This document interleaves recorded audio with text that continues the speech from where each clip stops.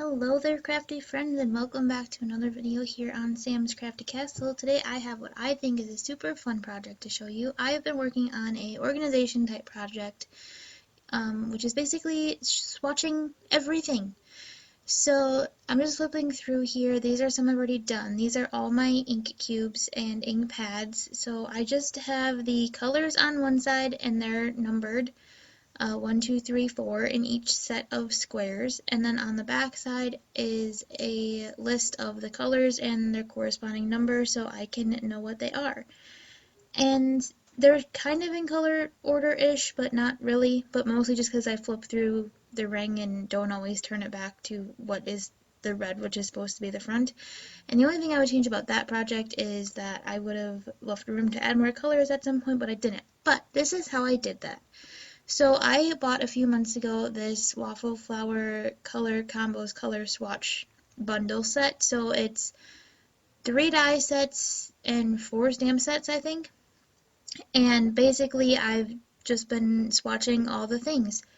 So today I'm actually going to show you how I'm doing my embossing powder swatches, and I'm curious to know, so let me know in the comments down below if you want to see more of these. I definitely have a list of things that I want to do swatches of, just to have around so I can see the colors of things while I try to pick what I want to use on my project. So I was curious if you would like to see more videos of this type of thing, of me doing more of the swatches and stuff, or if once you see this one you're going to be like, yep, okay, I get the idea, and moving on. So the set is like I said, is a bunch of stamps and dies, and today what we're really going to use is the ink pad color swatches, which is the stamp set, and then the color combos die set. And there are 2 tag sizes that come with the bundle. There's the short tag and the long tag. The long tag is obviously what the ink cube swatches are on, but for this video we're going to use the short one. And I will say, when I have leftover white cardstock from a project, that's when I cut these tags. So basically, if I finish a project and have some white cardstock left over, I will just pull out these tags and cut a few of them and just keep them around, because you never know when you add a new color to your collection, or and like I said, I have a lot of swatch projects I want to do right now. So basically that's how I keep the tags around, and I can use them easily if I need to. And then same thing with these black triangles. There are some things that you want to see on different colors. So sometimes if I have leftover like black or craft cardstock, I will use the die set to cut some of the triangles out, and I just keep those. I just have a little box that I keep them in. I think you may see it at some point in the video, but I'm not sure. I may have had to cut that out for time. But basically, that's it. I just have this little box. I keep all the pieces in there, and when my mojo has taken a hike, or I'm just looking for a simple kind of in-between project to work on, I will often pull these out, and that's when I work on it. So like I said, today we're doing embossing powders, and so basically, like I said, with the embossing powders, I wanted them on a dark piece of cardstock and a light piece of cardstock, so in this case black and white. So it's really basic embossing technique here. There's nothing fancy about the technique. I'm just kind of talking about how I've organized them. So basically, I just have a box of embossing powders that I keep, and my embossing buddies in there, my the coffee filters that I use as like a catcher thing for the embossing powders in there. I have little spoons in there for my embossing powders to scoop them out, although I never use the spoons, but they're in there. And it's basically like I can just grab the box and have everything I need to sit down and emboss stuff. Or heat emboss stuff, I suppose I should be specific. So I just want to say before I start here, I wasn't looking for perfect stamping, and you might have noticed this on the ink swatches too, that some of them were a little splotchy or the stamp wasn't as good, but they're just swatches. So I'm not particularly looking for perfection. You'll see I do flip through the entire bunch of swatches at the end of the video, and there's a lot that have spots in them, and things are like areas that didn't stamp. But like I said, I wasn't looking to get necessarily perfect stamps. I just wanted something that would let me see what the embossing powder looked like on a dark piece of cardstock and a light piece of cardstock. So you can see this. I'm showing you the first two swatches I did. I'm just going to show you two start to finish, and then I'll just flip through them at the end and talk a little bit more about it. So the first two you see here, I did use my embossing buddy on it. I abandoned that after the first couple. A, because it was taking too long, and B, because like I said, I wasn't looking for perfection. I just wanted something quick that, like I said, when I'm trying to find the right color of embossing powder, I could find it easily or match it to my project or anything like that. So that is that part, and now I'm just going to walk you through this.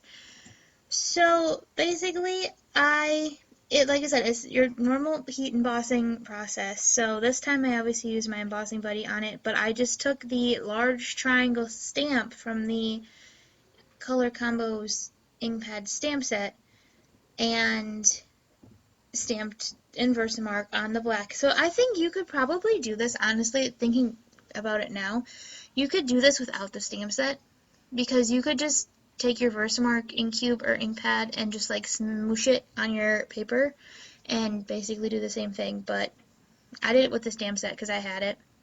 Then you just dump your embossing powder on and heat emboss as usual. So that's pretty much the process. Now I did both tags and triangles for each color before I heat embossed them and heat embossed them at the same time. And I don't do the heat embossing on camera because that matte thing under my background situation there is just paper and my table is plastic. So heat embossing here is not always the best idea. I have my glass mat and a heat-proof mat behind me on a different table, and so it's easier to do it over there. So I don't do any of the heat embossing on camera, but I did just get a new mat for my background, so watch out for that in a couple of videos. I have a couple pre-filmed, so they're on this white one, but I did just get a new one, so, and that's exciting thing. Okay. And then to do the tag, all I'm doing is basically doing it opposite. So I'm just going to complete the square. So when you cut the tags, both the large ones and the smaller ones like this, you can see it kind of embosses, or I guess technically debosses, a square in the middle, which kind of helps a lot with, and I don't know if that's just because like I cut all my stuff on Gemini Junior and that thing's kind of a beast, so it puts a lot of pressure out, so I don't know if that's why it debosses it or if it'll do it all the time for everybody, but for me it really debosses this nice little square, which is helpful for something like this because I can use that square to help line up my triangles. And you'll see again at the end, like a lot of my triangles don't perfectly line up, but again, I wasn't going for perfection here. I am sharing the swatches with you because it's fun, and I think swatching thing is fun. I've been known to just randomly print out a new Copic chart and just color it because I feel like just swatching all my markers again, even though I have a filled in one. There's no reason for a new one, but sometimes I do it because I like to swatch things. So now there's my little fun fact for the day. So basically, I just used that square to try to line up the other triangle that was just going straight on the white tag.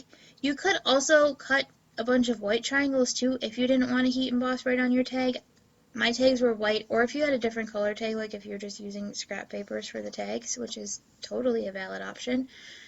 So basically, I just stamped and heat embossed, and that was that. So then after I heat embossed both pieces, I went and glued the black triangle onto the other white tag. And I will say too, I was nervous when I did this about accidentally stamping or doing the triangles the wrong way. But I never did it, not once. I didn't have one single tag I had to redo because I stamped something backwards or on the wrong side or whatever. So that was a lot easier than I expected. But yeah, so then I'm just going to glue the black triangle onto the paper opposite the one I did on the white, and then I will write on the bottom.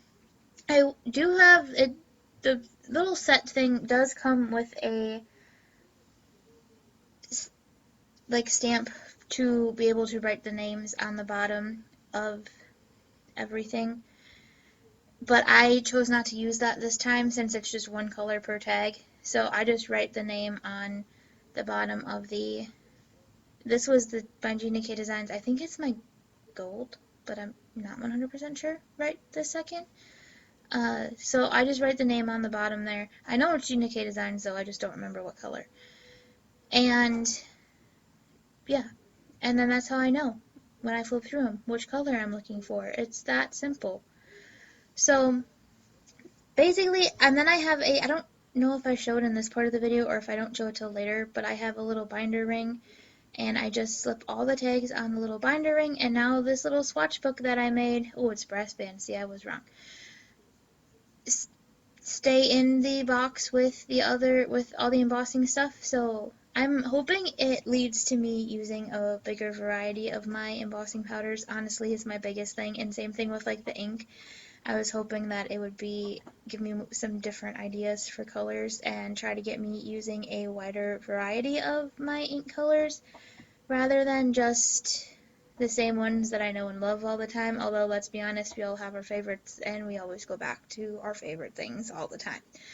But hopefully, that's what I'm hoping, is that it will get me to try some different things. So, like I said, I was going to walk you through two. So here's the second one. So I'm just stamping on the black again. And again, not all of my, I didn't use my Misty on this. I just used a block, which that is a Gina K Designs round comfort block, by the way. And I just kind of stamped, and there's some where I think a lot of them are, like the triangles are off and stuff too, like I didn't quite get them centered. And like I said, it's a swatch book, that's fine. I'm not really going for perfection. Maybe you are. Maybe you do it 80 times before you get it the way you like it, but that's not what I was going for. So don't judge the stamping when I do the flip through at the end of the video, okay? So this embossing powder I actually want to talk about a little bit too, kind of like a fun little extra tidbit inside this video. This embossing powder, you'll notice, is in just a random plastic container, because this is one that I made. So this one is, I think this is the white. I didn't see the lid before I took it off, and that's where the color is written, so I'm not really sure, but I think this is the white. So this is a white glitter embossing powder that I made. I've always liked glitter embossing powders, but if you know me, you know that I do have a very bad case of full set syndrome. I'll admit that.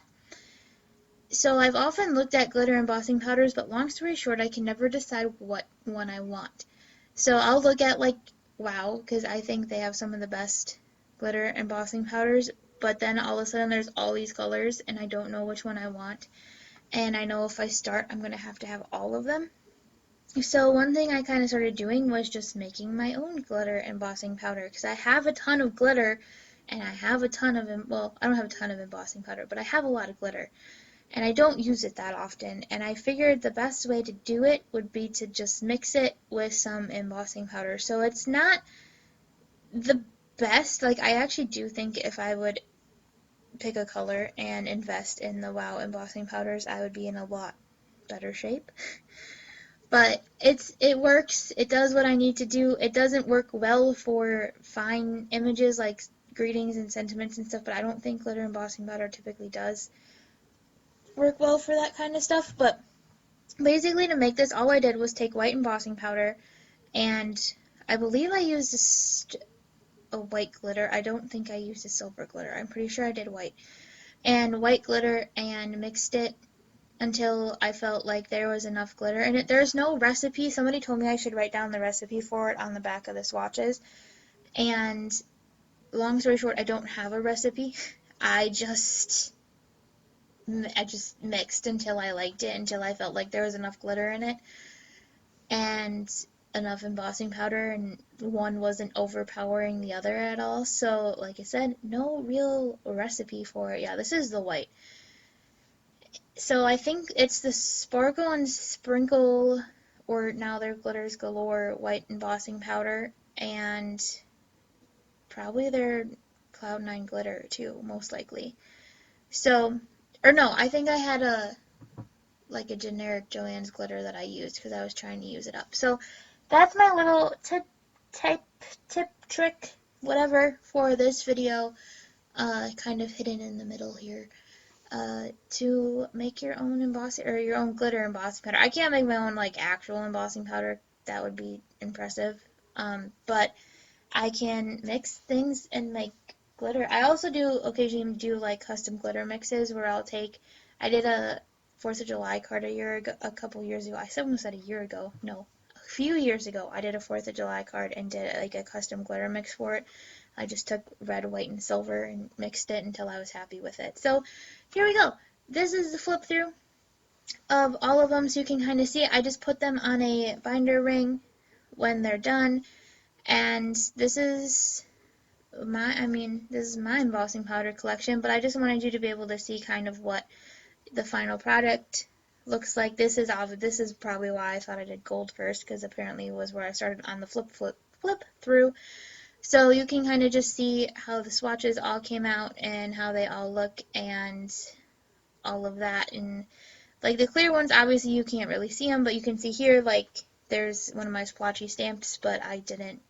Again, the splotchy stamps did not bother me at all. So this is just a great resource to have, I think, and I've definitely had fun swatching all of the things. Like I have a list of things that I still want to do swatches of. Like I want to do swatches of some of my cardstock. I have a lot that I'm trying to get rid of cardstock wise, like a lot that I'm trying to use up. So, but the stuff that I really like and would want to buy more of when it's out, I want to swatch. And I want to swatch my glitter gels, my Gina K Designs glitch glitter gels. I want to swatch my actual glitter, my loose glitter collections. I want to swatch, I had something else on my list that I wanted to swatch like right away that came to me and I don't remember what it was now. But like I just want to swatch all of the things right now. So I also want to start one, like a permanent one for my favorite like marker combinations and my favorite pencil combinations. I haven't started that yet. But yeah, so I just like, it's just fun, and I love this set from Waffle Flower, and I hope you go check it out. And like I said earlier, let me know in the comments below if you want to see more swatching videos, if you are done, you don't care how I do the rest of them.